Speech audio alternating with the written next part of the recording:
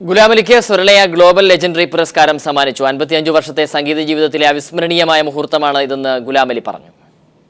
സ്വരലയയുടെ പ്രഥമ global legendary പുരസ്കാരം ഗുലാമലി ഏറ്റുവാങ്ങിയപ്പോൾ മതഭ്രാന്തർ തോറ്റു, മാനവികത ജയിച്ചു.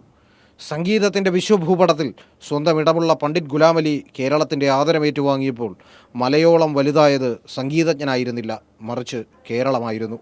മുഖ്യമന്ത്രിയും കോടിയേരി ബാലകൃഷ്ണനും ചേർന്ന് പുരസ്കാരദാനം നടത്തി. കേരളത്തിൻ്റെ മതേതര മനസ്സ് വെന്നിക്കൊടി പാറിച്ച ദിനമാണിന്നെന്ന് മുഖ്യമന്ത്രി പറഞ്ഞു. വിഭജനമുണ്ടായിരുന്നില്ലെങ്കിൽ ഇന്ത്യൻ ഗായകനാകുമായിരുന്നു ഗുലാമലിയെന്ന് VS അനുസ്മരിച്ചു. മതനിരപേക്ഷതയ്ക്ക് അടിത്തറയുള്ള സംസ്ഥാനമാണ് കേരളമെന്ന് ഒരിക്കൽ കൂടി തെളിയിച്ചതായി കോടിയേരിയും അഭിപ്രായപ്പെട്ടു. ഏറെ വികാരവായ്പോടെയാണ് അനുമോദനങ്ങൾക്ക് ഗുലാമലി മറുപടി പറഞ്ഞത്. 55 years हो गए गाना गाते हुए और स्टेज पे गाना गाते हुए. उससे पहले सिर्फ रेडियो पे गाता था, ब्रॉडकास्टिंग हाउस में. तो बचपन में तो वहीं से शुरू हुआ. लेकिन 55 साल की एज जो है म्यूजिक की, मेरी म्यूजिक लाइफ जो है स्टेज की, तो उसमें मैं ये कहूँगा कि ये आज का जो दिन है ये भी बहुत ज़्यादा इम्पोर्टेंट है.